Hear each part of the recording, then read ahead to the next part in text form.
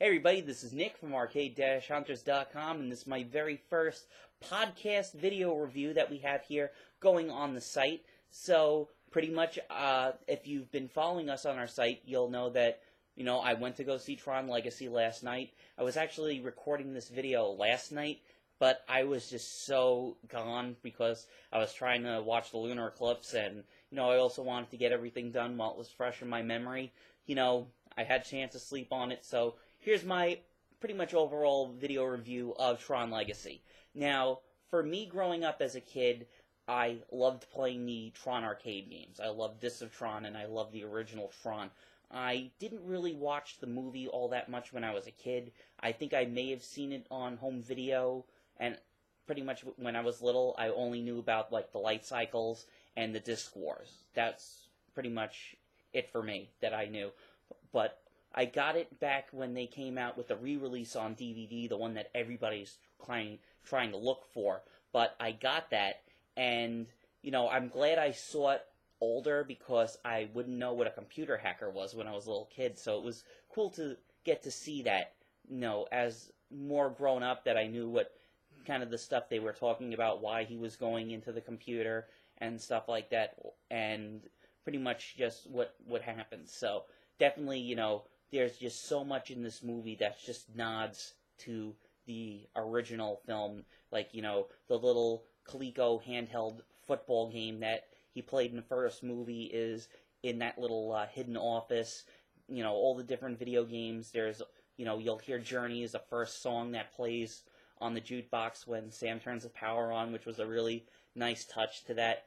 And definitely, there were some other things that if you looked in the background, you could also hear, other lines like when Sam says, "That's a big door." That's from, obviously, the original. So, before I get into this video, if you have not seen the movie, I'm just going to warn you, if I have any spoilers, sorry in advance. So, if you haven't seen this movie, warning in advance. So, let's get into it. So, I went to go see this at the mock IMAX theater. It's not really a traditional IMAX where the screen is bigger than your average movie theater screen, but it's kind of like double the size. Not like the ones that I've seen in New York City.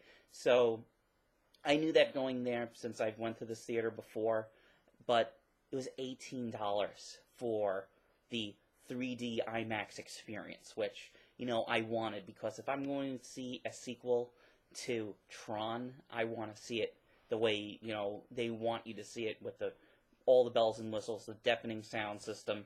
That's the way I want to see Tron. So I am very glad that I went to go see it instead of waiting for it to come out on DVD or seeing it in a 2D theater with just like a regular screen. It definitely heightened everything because the special effects in this movie are absolutely fantastic. It's just like the first one. You remember how, they set the bar for what they could do with the 3D technology. I think they're doing it with this one. There's just so much other stuff that's going on that you'll wonder if they're using miniatures or not. But, since it's Tron, they're pretty much all been in CG. So, pretty much some of the things that I did not like about the film. A lot of people complained about the story in the original, and that's kind of the same here. It's a lot of technobabble, a lot of stuff going on about, Kevin Flynn wanting to, finding this other society of Isos and how they can help cure diseases and stuff like that. Stuff like, honestly, I didn't really get. It was just weird, and just seeing how, his creation turned on him, seeing how Clue turned on him, and stuff like that. The one thing that I didn't like with the new universe, or what people are calling the Grid 2.0, everything looked really clear to me. And the thing that I had the problem with is the disc war battle in the beginning. I had no idea when Sam's running around. I didn't know if he was jumping to another platform or jumping to his death. It was very hard to see what he was actually jumping onto or into or something like that, because at first I thought he was outside of the arena, and then, when he has that final climax thing at that end of that scene with Renzer, I didn't even know how. I said, how did he get inside? It was just so weird. Even when the whole entire arena is morphing and there's 6 or 7 fights all going on at the same time. And one thing was, it felt like they said, okay, you're in the Tron world. here's your light cycle battle, and here's your disc battle. And then it goes right to the speaking. And I hated that. I wanted more of that stuff that I loved as a kid. You know, there is a tank. You can see one of the old tanks that's just kind of like patrolling the streets, but it doesn't even do anything. There are no tanks. The new light planes are really cool, or I forgot, the light flyers. They look really cool. That the end climax scene with the all the stuff going on with the light battle, you know, up in the sky like a big dogfight is really cool. Plus, they're also going in with the light trails that they have in the original light cycles, which I thought was really cool. But there's the one part that I didn't like where Cora's telling Sam about the bike that his father built. It's the fastest thing on the grid. And what does he do? He drives it into town and trades a bum his coat for it so he doesn't get recognized. I would have loved to have seen maybe a thrilling chase through the city so you could get to see more of what the grid looks like, you know, down to a city level rather than kind of like flying above when they were in the recognizers and stuff like that. You know, would have just added more along with that big fight that they had in the club with the Daft Punk music blasting, which was amazing seeing it in that sound system that I saw. And, you know, just, you know, I wanted more, you know, less talking, more action. But, you know, it's just kind of like in the original, like, I knew once they got on the Solar Sailor, it was just going to go into a lull. So I actually had to go to the bathroom. So I knew when they said we have to get to the Solar Sailor, I said, I better get up and go now. So pretty much the only thing that I missed was when they said Cora was an Isos. And I got to the part where when I came back in, they were fixing our hand that had gotten derezzed off on her. I guess that's what you call it. But, you know, other than that, with the performances, Jeff Bridges definitely taps into the dude a little, but that's what we love about Jeff Bridges. I mean, he always says that, hey, man, you know, I just love that laid-back feeling that he gets, even though he's kind of like Obi-Wan Kenobi, kind of like the wise old sage, where he knows everything about the grid, everything that's been there. That's cool, but I still like it when, you know, he takes out the dude and he just, you know, farts around a little. Olivia Wilde definitely is beautiful. I remember, said, wow, that's the girl from House. She's beautiful in this. I love her with the short hair. She was really cool as Cora. She kind of feels, you don't really know how to perceive her in the beginning, but she just kind of comes into her own. Sam, on the other hand, I'm not too keen on the actor. It's something that I have a problem with a lot of new actors. Kind of have like this rumbly, garbled way of speaking. Where, you know, if you see the trailer where he goes, Dad, it's been a long time. And just kind of like unemotive. And thank God he didn't say yes to taking the role for Captain America. I think that would have been a bad choice. But some of the parts he was alright. Other parts, you know, I just wish he would have spoke up a little more. It was cool getting to see him interact with all the, you know, with Jeff Bridges as Clue with the kind of face. Some people didn't like the way the face looked. I thought it was pretty cool. You can definitely tell it's a CG effect.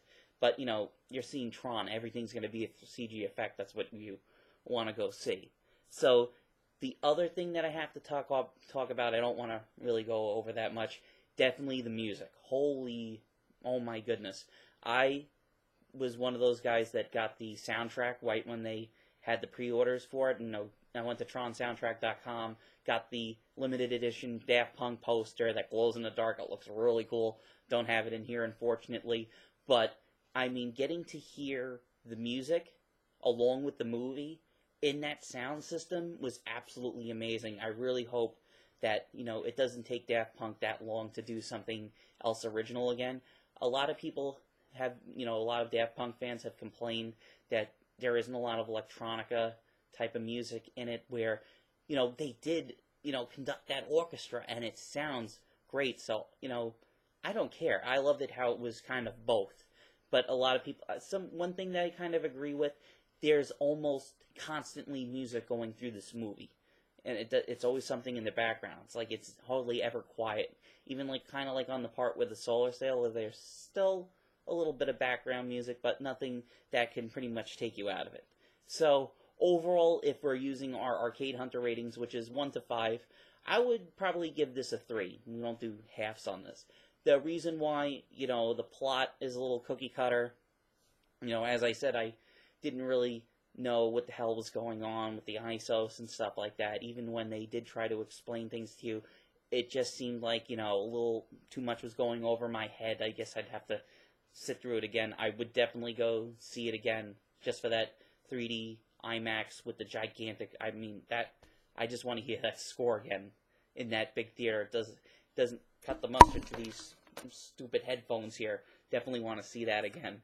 So, if you've seen the original Tron, and if you have fond memories of it, it's well worth your going to check out. It's definitely a popcorn movie. So don't go thinking that, you're going to be getting the greatest story in the world. The special effects are absolutely mind-blowing. The music's great. Some of the performances are very good. I love I'm sorry I forget the character's name, but the nightclub owner that's pretty much every glam rocker ever known to exist in the 1980s, especially a little bit of Ziggy Stardust, David Bowie, which I thought was really cool. So if you're in the mood for a good time with a lot of cool nods to the original movie, check out Tron Legacy. And thank you very much for watching this little video review. And I'm Nick from Arcade Hunters. As always, thank you very much for watching. And I might be back with more. So let me know how you like this, and I'll talk to you later, all right? Bye.